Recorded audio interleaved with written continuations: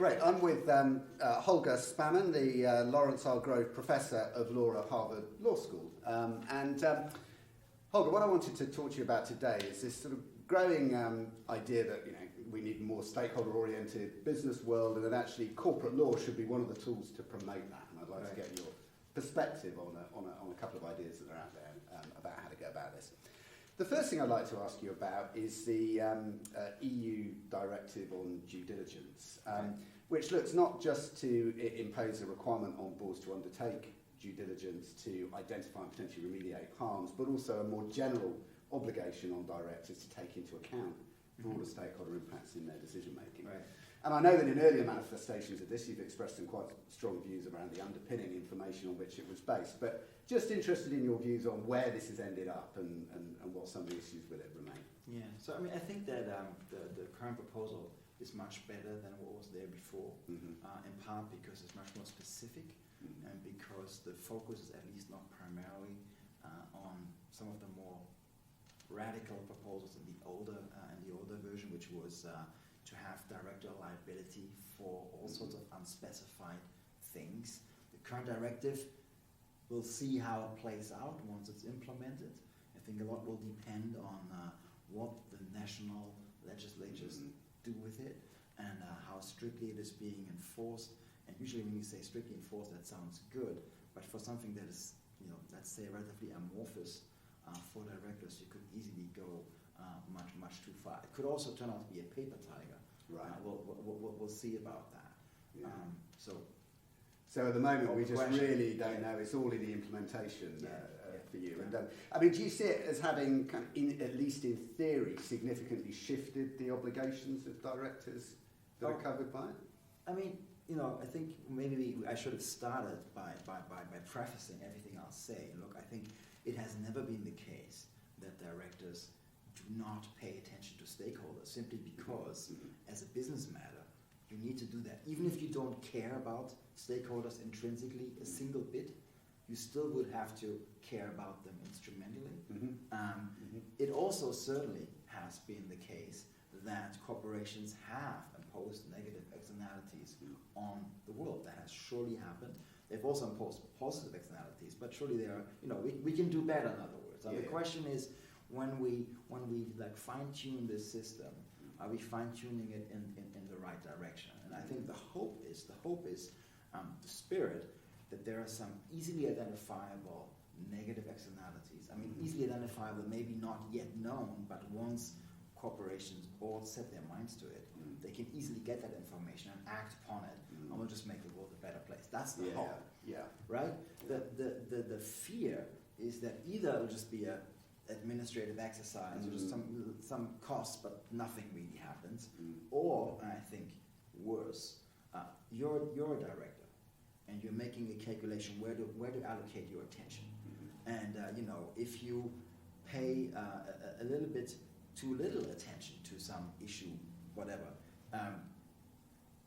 should start differently. If you do whatever you think is best for the business runs really well.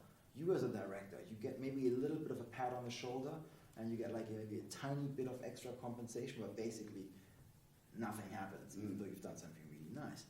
On the other hand, if things go wrong, and then you potentially face, at the extreme, criminal prosecution for something that has gone wrong, how are you going to act? If that's the landscape you're operating in, you're going to be extremely conservative. You're going to be extremely too conservative, in fact, too conservative for everybody's sake. And that's sort of the danger of what something like this could do. Yeah, I see that. And actually, I mean, in many ways, I think the due diligence obligation, I mean, it's very difficult for directors to take stakeholder impacts into account if they haven't even found out what those stakeholder impacts are. So, I mean, there could just be a benign aspect to this. But building on something that you said there around the externalities, and I think it seems to me that some proponents of changes to corporate law are really wanting very explicitly to internalise some of those externalities into corporate governance. So another way this is being discussed is to reframe the purpose of a corporation. So rather than it being for the benefit of shareholders, take into account stakeholders. Stakeholders will be put alongside in some way, whether that's through changing the purpose of the corporation, for example, and we've seen that with public benefit corporations, or the British Academy's work here in the UK on the purpose of the corporation. How do you view that fundamental reframing of the purpose of a corporation as playing out in this context of trying to rebalance? I want to put that in a bigger perspective as well, because when you say internalizing the stakeholder concerns, any economist, even Milton Friedman, would have been completely on board with that. It's economics 101, that if the actors don't internalize the full consequences of their actions, they're not going to do the right thing. So any economist would agree, even somebody like Milton Friedman, who surely was far on the right, would agree that you should have regulations in place that, for example, you cause environmental harm, well, you should pay for it. That's obvious. That's economics 101.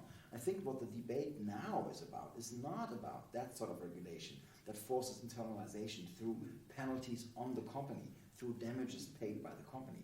It is something that is a very different spirit, really, maybe motivated by what people perceive to be a failure of the first approach, which is to get inside the decision-making organization and giving an explicit mandate to directors, perhaps holding them liable personally, not the corporation, which already would give them an incentive, not personally, to do certain things. And, this is also not unprecedented.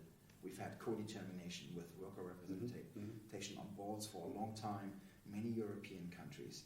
I'd say that surprisingly, the results, to the extent we can measure these things, it's been surprisingly uneventful. Right. So it's not like we can say that, let's say, German corporations that have co-determination are like unambiguously nicer to workers and have less profits and are better for the environment than companies in non-co-determined countries. That's simply not the case. The best measurements we have, that there are tiny differences between them, which leads me to think that probably whatever change we're now discussing is probably going to be relatively marginal. I think if anything's going to make a difference, there's really a cultural shift in how people talk about these issues. And we'll see. We'll see what difference it makes. I remain a little bit not skeptical, but I don't think it'll move the needle all that much. I mean, I guess ultimately, while there's still a sort of strong economic incentive of shareholders being residual claimants on the cash flows of the firm, that's going to be a major driver of behaviour. I think, look, as long as shareholders elect the directors, whatever mandate you give them, unless you threaten them with strong personal liability, that's ultimately the shareholders are going to be the drivers of what's going on. Now, that really changes if you put constituencies directly on the board. That's why I mentioned worker representation on boards, and that's really a different game. Surprisingly not as different as you might have thought, theoretically in the data, but still that's a really different game. And so what do you think about another way of sort of increasing pressure? So rather than changing duties within the board, you create the ability for a broader range of stakeholders to bring claims against directors, for example, by expanding their fiduciary duty to, I don't know, the environment more generally, or society. And what do you think about that as an idea? That goes back to what I said earlier. That really has me worried. It has me really worried because of this asymmetry that a director would face in which side of the path do you err on? From a social perspective, maybe consequences are equally bad on both sides, but as a director, you get heavily punished on one side and not on the other. Well, what are you going to do? You're going to stray very far to the other side just to avoid that possibility of punishment. I mean, one thing we shouldn't forget, if a board today were to decide, or even 10 years or whatever, were to intentionally commit the kinds of things people are worried about, that would have been criminal always. That would have been criminal always, and they would have been prosecuted for that. We're talking about cases where it's not intentional, at least not in a provable way.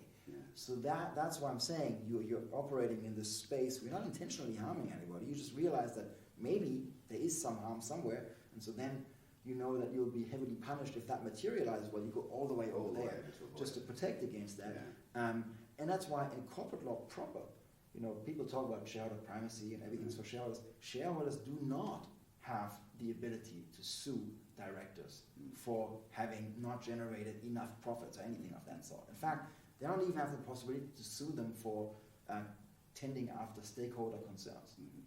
There are no lawsuits where directors have to pay damages because they were too nice to the workers or they took too many environmental precautions. It doesn't happen because in corporate law, I don't know, like the field that has decided, and this is universal with different labels, that there's no point in bringing in the courts to enforce amorphous duties of what the director should do. Like protect them, punish them for stealing, for like self-dealing, that yes, but for just mismanagement, we don't generally have that, with some exceptions when a company goes bankrupt in some jurisdictions, but otherwise we don't do that.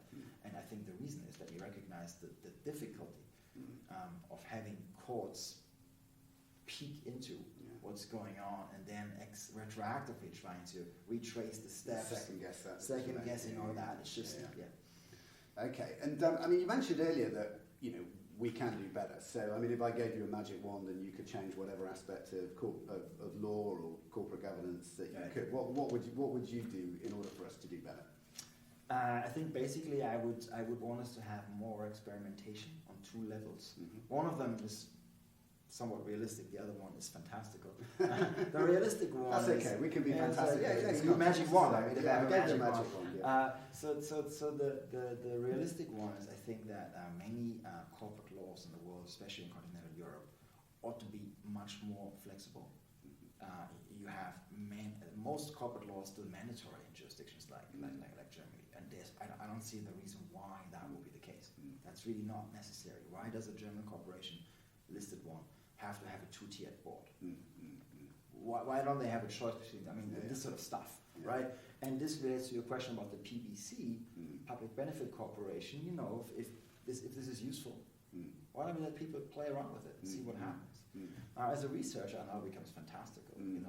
I would love it if we could randomly reassign different businesses to different governance modes. Let's just make half the listed companies in the UK public benefit corporations. Just change their charters overnight, and then we'll force them to stay that way for 5 years and see what happens. And then in 5 years we'll know more. In corporate law, this is not impossible. People do it elsewhere. I hang out with a lot of ecologists, and they randomly chop down forests just to see what happens. Not because they don't like forests; they like the forest very much, but they want to know, what helps the forest regrow and so on. And so, we could have experiments in corporate law. We don't do that, Well, I mean, to encourage you, you're not alone in that idea. So Paul Miners, who was a British minister back in the 1990s, made exactly that proposal and said that Swedish-style shareholder committees should be imposed on a subsection of UK companies based on where they were in the alphabet. So there you go. So you're in good company. So Holger, thanks very much for your thoughts.